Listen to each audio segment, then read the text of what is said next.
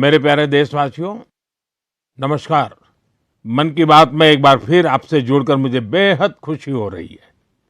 देश के अलग-अलग हिस्सों में हमारे देश के लोग देश हित में, समाज में हित में ऐसी अद्भुत चीजें कर रहे हैं और जब उनके विषय में सुनते हैं तो हमें एक नई प्रेरणा मिलती है। आज कार्यक्रम की शुरुआत मैं एथलेटिक्स में देश की ऐसी ही उपलब्धि से करूंगा। कुछ दिन पहले ही झारखंड के रांची में national senior athletics federation competition हुआ। इसमें करीब 800 एथलीट्स ने हिस्सा लिया। देश भर से आए थे। इस दौरान 4 अलग-अलग इवेंट में 4 नेशनल रिकॉर्ड टूटे। गुरिंदरवीर सिंह, विशाल टीके, तेजस्विनी शंकर, देव मीणा और कुलदीप कुमार, इन साथियों ने अलग-अलग कैटेगरी में नए रिकॉर्ड बनाए। मैं सबसे पहले तो इन सभी को बहुत बहुत बधाई देता हूं। साथियों, एक इवेंट जिसकी देश भर में बहुत चर्चा हो रही है वह है 100 मीटर रेस, 100 मीटर की दौड़। महज 2 दिनों के भीतर मेंस 100 मीटर रेस में नेशनल रिकॉर्ड 3 बार टूटा। जिन 2 एथलीट्स ने ये कमाल दिखाया है वे हैं गुरिंदरवीर सिंह और अनिमेष कुजूर। मैंने सोचा इस बार मन की बात में इन दोनों खिलाड़ियों से बात की जाए। अनिमेष जी नमस्कार, गुरिंदरवीर आपको भी नमस्कार, सत श्री अकाल। नमस्कार सर। नमस्कार। नमस्कार सर।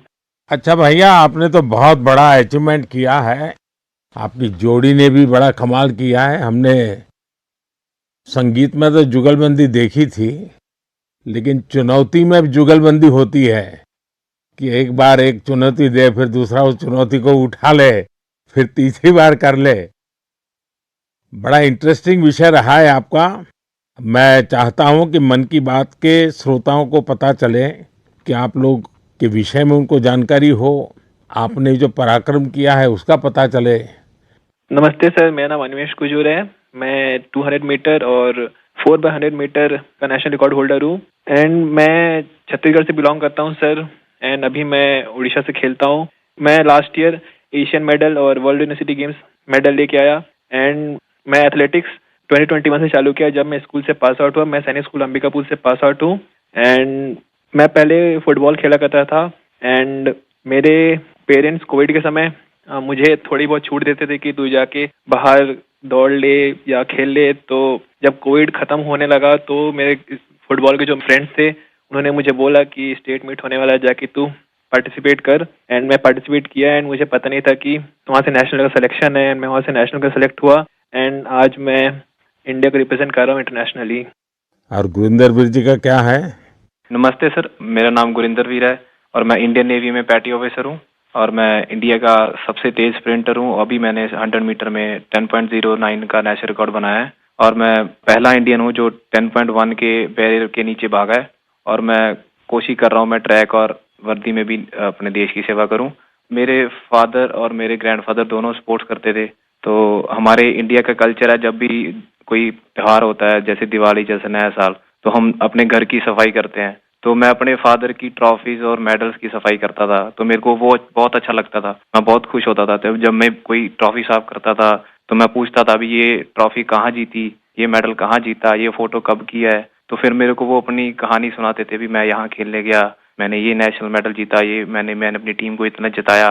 तो फिर मैं भी उनको बोलता था भी मैं भी कोई स्पोर्ट्स करनी है।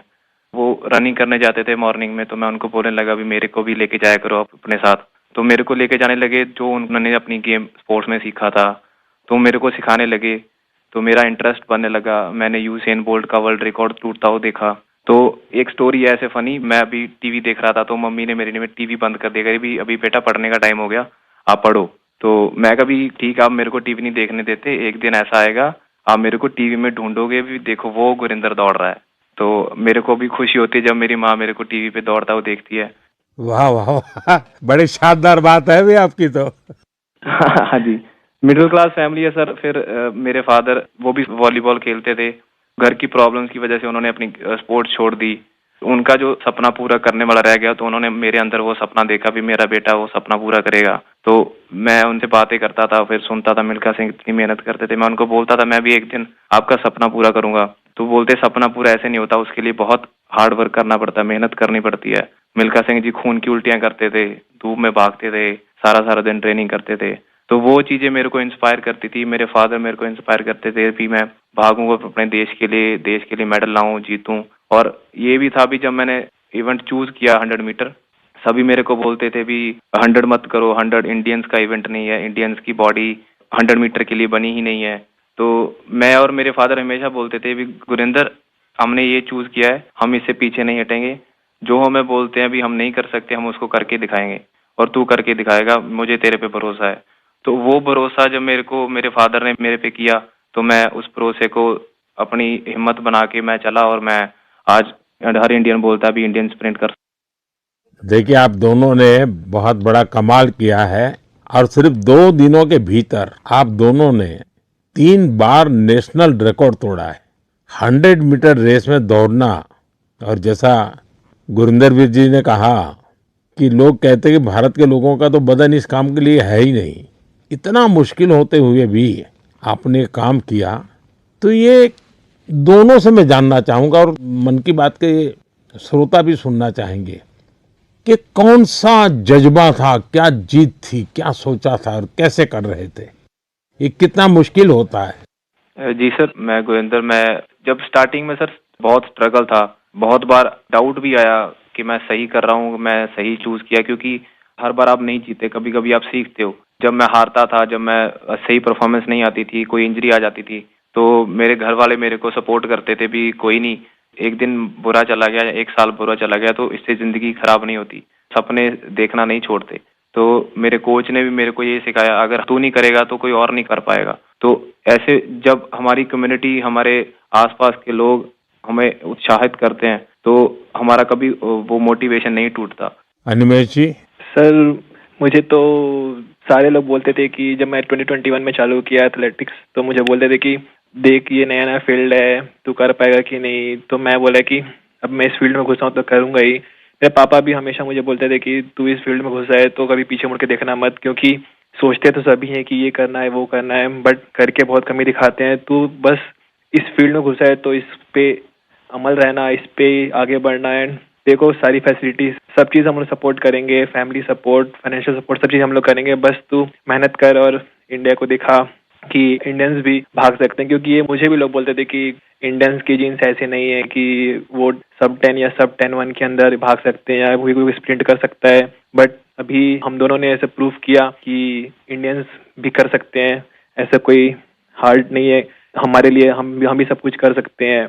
तो सर ये सारी चीज़ें मुझे बहुत मोटिवेट करती है। एंड जैसे जैसे हम ट्रेनिंग कर रहे हैं, हम और टाइमिंग तोड़ रहे हैं अपना, एंड बाकी इंडियंस को भी ये चीज़ दिख रहा है कि इंडियंस भी कर सकते हैं, एंड हम और करेंगे सर अभी। एंड अभी हम दोनों का सिलेक्शन कॉमनवेल्थ गेम्स के लिए भी हुआ है, तो वहाँ अपकमिंग कंपटीशन में हम और अच्छा परफॉर्म करेंगे। अच्छा, देखिए, मेरे मन में भी एक कुतूहल है और लोगों को भी होगा। मैंने सुना है कि आप दोनों अच्छे दोस्त भी हैं। आप दोनों ने कुछ ठान रखा था क्या कि तुमने मेरा रिकॉर्ड तोड़ा तो मैं तेरा रिकॉर्ड तोड़ दूंगा? पहले अनिमेश बता दे। सर जी पहले रिकॉर्ड 10.18 का था, जो कि मेरा ही था। एंड देन उसको गुरिंदर भैया ने सेमीफाइनल में तोड़ दिया 10.17 करके। एंड मैंने फिर से उसको सेमीफाइनल 2 में 10.15 करके तोड़ दिया।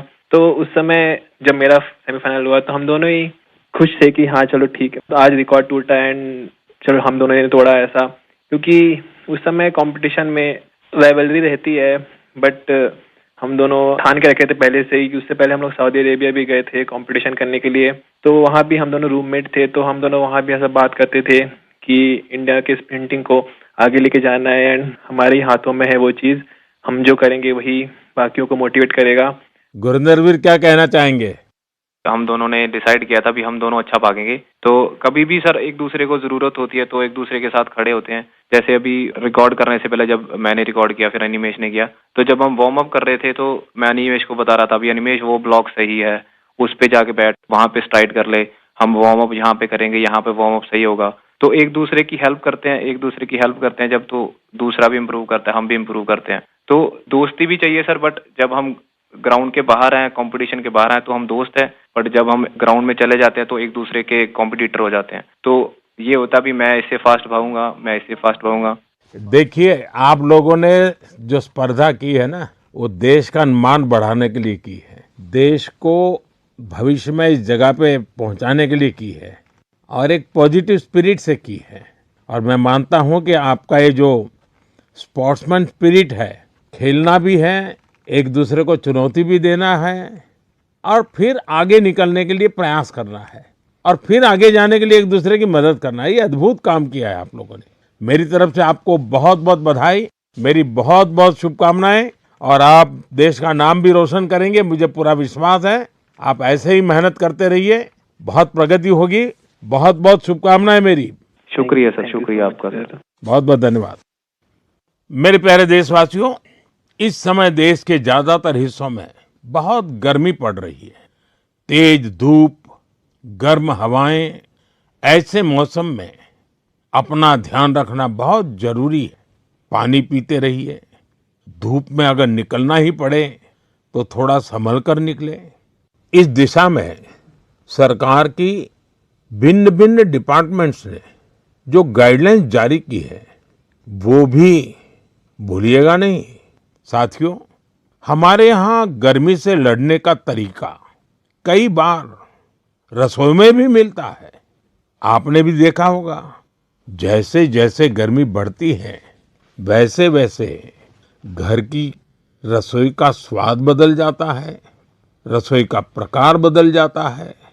कहीं मटके का पानी निकल आता है, कहीं दही जमने लगता है, तो कहीं कच्चे आम उबलने लगते हैं और फिर शुरू होता है देसी पेय का दौर।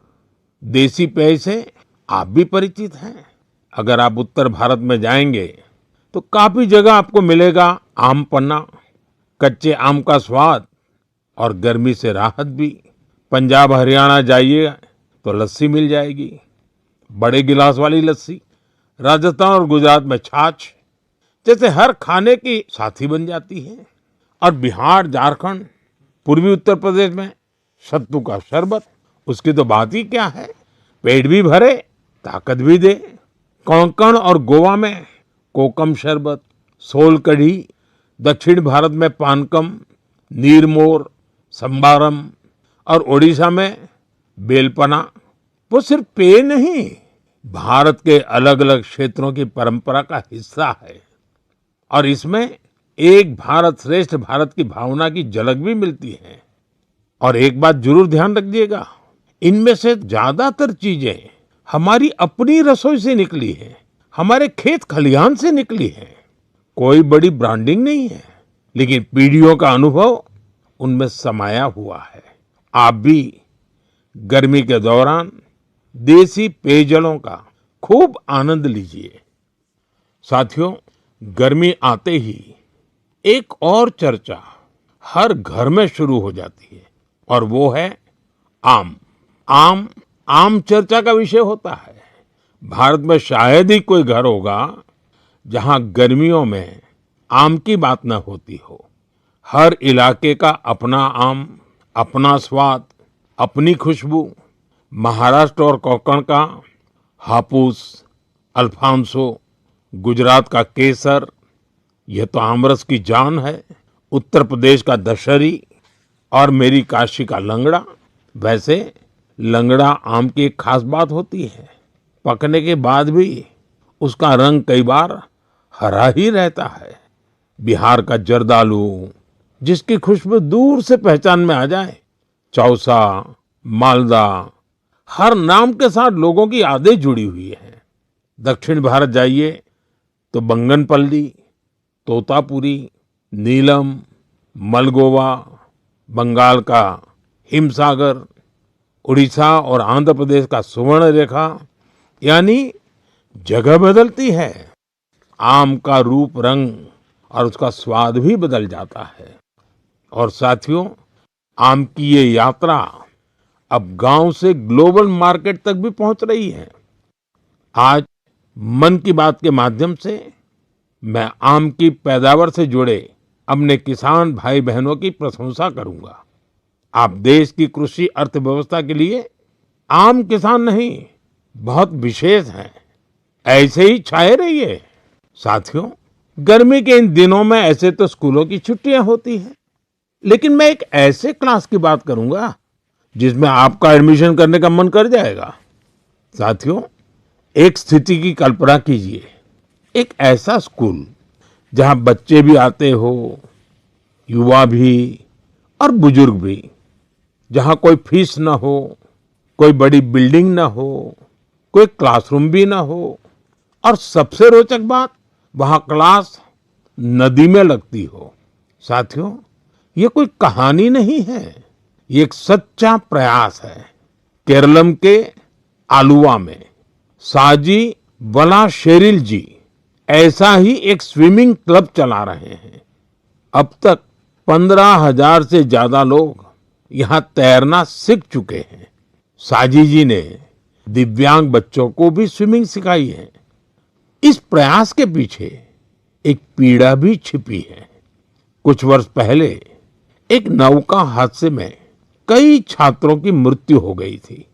उस घटना ने साजी जी को भीतर तक झकझोर दिया। उन्होंने सोचा, अगर बच्चों को तैरना आता होता तो शायद कई जानें बच जाती। बस यहीं से शुरू हुआ उनका ये अभियान। साथियों, साजी वलाशेरिल जी का जीवन हमें एक बहुत बड़ी सीख देता है।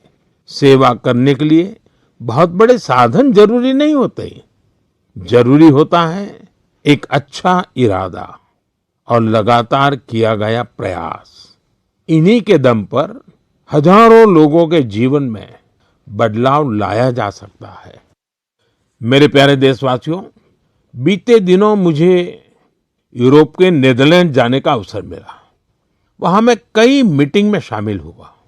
इसी दौरान एक ऐसा क्षण आया जिसने हर भारतीय को गर्व से भर दिया। नीदरलैंड्स में आयोजित एक विशेष समारोह में चोला काल की प्राचीन ताम्र पट्टिकाएं भारत को वापस सौंपी गई।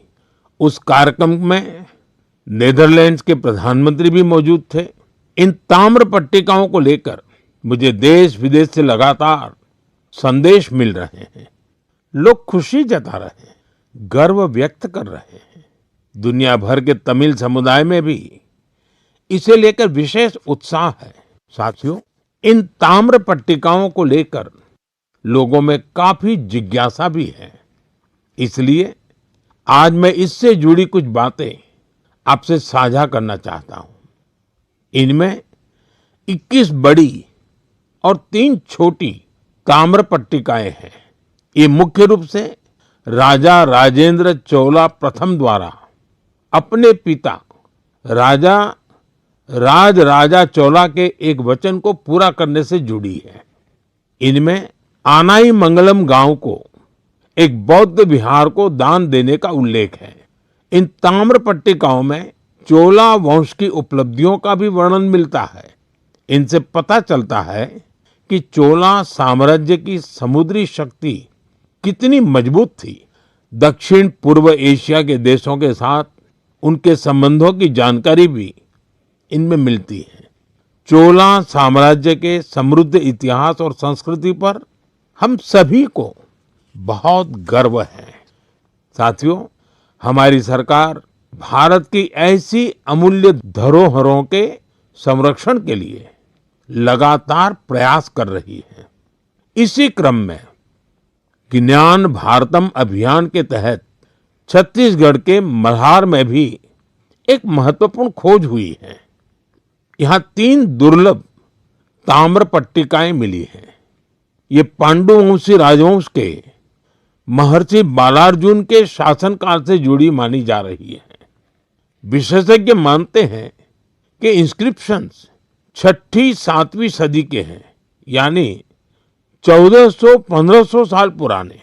ये ताम्र पट्टिकाएं प्राचीन ब्राह्मी लिपि और पाली भाषा में लिखी गई है।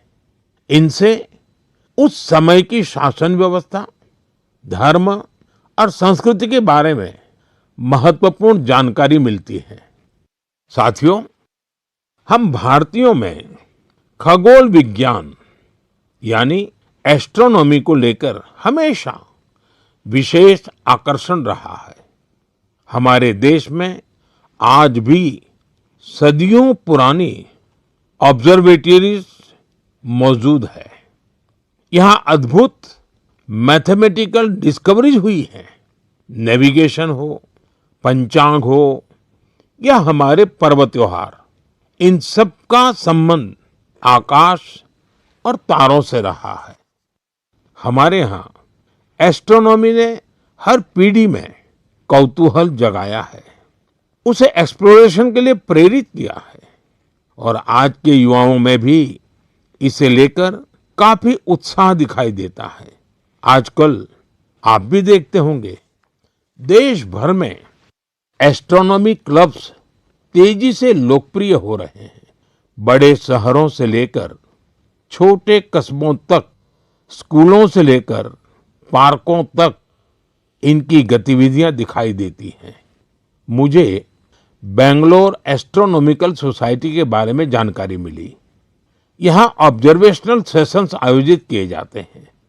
इस संस्था ने ग्रामीण क्षेत्रों में एस्ट्रोनॉमी को लोकप्रिय बनाने का मिशन भी शुरू किया है। खगोल मंडल नाम की टीम ने 30 घंटे का एक बहुत इनोवेटिव कोर्स शुरू किया है। साथियों, रात में तारों को निहारना अपने आप में अद्भुत अनुभव होता है। एस्ट्रो केरला नाम की एक संस्था नाइट ऑब्जर्वेशन कैंप और वर्कशॉप आयोजित करती है। यहाँ युवा साथी टेलीस्कोप बनाना और स्टार मैप्स का इस्तेमाल करना सीखते हैं। राजकोट के बिग बैंग एस्ट्रोनॉमी क्लब ने गिर के जंगलों से लेकर कच्छ के रण तक अनेक एस्ट्रोनॉमी इवेंट्स आयोजित किए हैं। ज्योतिर्विद्या परिसंस्था भी एस्ट्रोनॉमी के सबसे पुराने संस्थानों में से एक है। यहाँ ऑब्जर्वेशनल फैसिलिटीज के साथ साथ बुक्स, लाइब्रेरी और टेलीस्कोप लाइब्रेरी की सुविधा भी है। मैं आईसेक का भी जिक्र करना चाहूंगा। यह एक student led nationwide network है जो एस्ट्रोनॉमी और एस्ट्रोफिजिक्स क्लब को आपस में जोड़ता है। साथियों, अपनी हॉबी के लिए समय निकालना और लगातार कुछ नया सीखते रहना बहुत जरूरी है। मैं युवाओं से आग्रह करूंगा कि वे किसी एस्ट्रोनॉमी क्लब से जरूर जुड़े और इन छुट्टियों में किसी प्लेनेटेरियम को भी जरूर देखने जाएं। साथियों, मन की बात कार्यक्रम को जो लोग टीवी पर देख रहे हैं, मैं उनसे कहूंगा एक वीडियो जरूर देखिएगा। ये वीडियो पिछले दिनों बहुत चर्चा में रहा। इसमें कुछ लोग बहुत धैर्य से, बहुत सावधानी से एक गंगा डॉल्फिन को बचाने की कोशिश कर रहे हैं। आपको ये जानकर आश्चर्य होगा, इस पूरे प्रयास में करीब 13 घंटे लगे और आखिरकार वो डॉल्फिन बच गई। साथियों, इसमें बहुत बड़ी भूमिका रही भारत की पहली गंगा डॉल्फिन रेस्क्यू एम्बुलेंस की। ये घटना उत्तर प्रदेश की है। वहां एक गंगा डॉल्फिन नहर में फंस गई थी। ऐसे समय में नमामि गंगे अभियान के तहत बनी ये एम्बुलेंस उसके लिए उम्मीद बनकर पहुंची। फिर बहुत सावधानी से उसे बाहर निकाला गया, उसकी जांच की गई, उसका इलाज किया गया और उसके बाद उसे सुरक्षित राप्ती नदी में छोड़ दिया गया। एक तरह से कहें तो एक जीवन फिर अपने घर लौट गया। साथियों, ये डॉल्फिन रेस्क्यू एम्बुलेंस बहुत खास है। इसे एक चलते फिरते अस्पताल की तरह तैयार किया गया है। इसमें डॉल्फिन को सुरक्षित रखने की व्यवस्था है, ऑक्सीजन की सुविधा है, विशेष स्ट्रेचर है, बचाव के उपकरण है। यानी अगर कोई डॉल्फिन घायल हो जाए नहर में फंस जाए या नदी से कट जाए तो तुरंत उसकी मदद की जा सकती है। साथियों, जब हम गंगा डॉल्फिन को बचाते हैं तो हम सिर्फ एक प्रजाति को नहीं बचाते, हम गंगा की जैव विविधता को बचाते हैं, नदी के पूरे जीवन तंत्र को बचाते हैं और अपनी आने वाली पीढ़ियों के लिए प्रकृति की एक अमूल्य धरोहर भी बचाते हैं। मेरे प्यारे देशवासियों, आप में से बहुत लोगों की नदी, तालाब और कुएं के पानी से जुड़ी यादें जरूर होगी। किसी को तालाब में तैरना याद होगा, किसी को दोस्तों के साथ तालाब किनारे खेलना, किसी को उस मिट्टी की खुशबू याद होगी। बचपन की ऐसी यादें जीवन भर मन में बसी रहती हैं। साथियों, ऐसी ही यादों को बचाने की एक प्रेरक गाथा उत्तर प्रदेश के बस्ती जिले से सामने आई है। बस्ती के आकाश गुप्ता अपने गांव की मनोरमा नदी को देखकर बहुत दुखी होते थे, क्योंकि जिस नदी को उन्होंने बचपन में साफ और जीवन देखा था, समय के साथ उस नदी में प्लास्टिक जमा होने लगा था, गंदगी बढ़ती चली जा रही थी।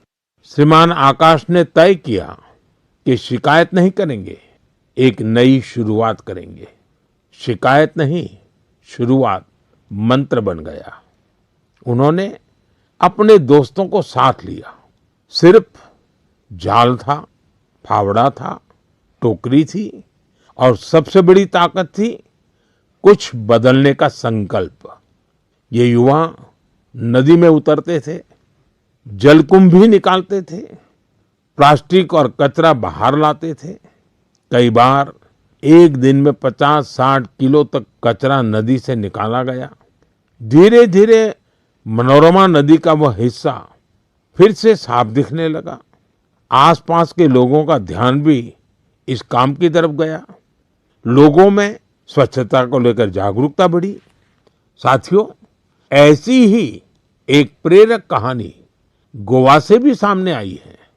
गोवा के बाल कृष्ण अय्या जी रिटायर्ड टीचर हैं, लेकिन समाज के लिए काम करने का उनका उत्साह आज भी वैसा ही है।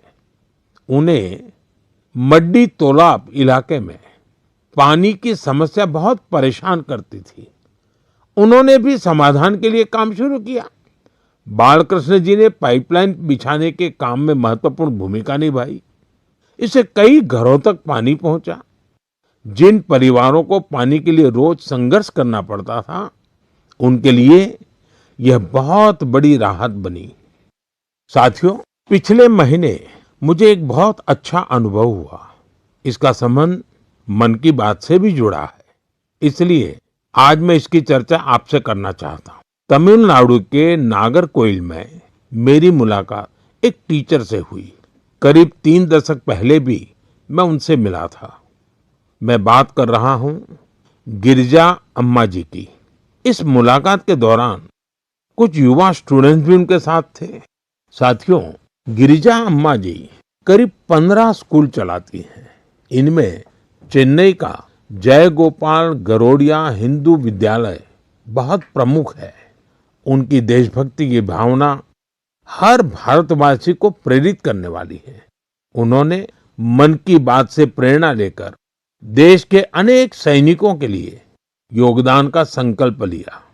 इसके लिए उन्होंने अपने सभी स्कूलों के स्टूडेंट्स को प्रेरित किया। उन्होंने बच्चों से कहा कि वे वीर जवानों के लिए हर दिन 1 रुपया योगदान दें। यानी एक साल में हर स्टूडेंट की ओर से 365 रुपये जमा हुए। इस छोटे छोटे योगदान से करीब 40 लाख रुपए इकट्ठा हुए। गिरिजा अम्मा जी ने इस पूरी राशि का चेक मुझे सौंपा। उनसे बातचीत के दौरान मैंने महसूस किया कि माँ भारती के प्रति उनका समर्पण कितना गहरा है। पिछले वर्ष ही चेन्नई के पहले हिंदू विद्यालय ने अपने 50 वर्ष पूरे किए हैं। देश की शिक्षा और सांस्कृतिक गौरव को आगे बढ़ाने में स्कूल नेटवर्क की भूमिका बहुत प्रशंसनीय है। मैं इससे जुड़े सभी लोगों को बहुत बहुत बधाई देता हूं और उन स्टूडेंट्स की भी विशेष सराहना करता हूं जिन्होंने अपने वीर सैनिकों के लिए योगदान दिया। साथियों, भारत के हर गांव में, हर शहर में कुछ न कुछ ऐसा हो रहा है जो हमें प्रेरणा देता है। कई बार इन प्रयासों की ज्यादा चर्चा नहीं होती, लेकिन जब हम इन्हें जानते हैं तो ये विश्वास और मजबूत होता है कि देश अपने लोगों की शक्ति से आगे बढ़ रहा है। मेरा आपसे आग्रह है, अपने आसपास के ऐसे प्रयासों को जरूर देखिए। जो लोग समाज के लिए अच्छा काम कर रहे हैं, उन्हें पहचानिए, उनकी सराहना कीजिए, उनसे सीखिए और हो सके तो खुद भी किसी अच्छे काम से जुड़िए। अगले महीने मन की बात में कुछ और प्रेरक गाथाओं के साथ मैं फिर आपसे जुड़ूंगा। बहुत बहुत धन्यवाद। नमस्कार।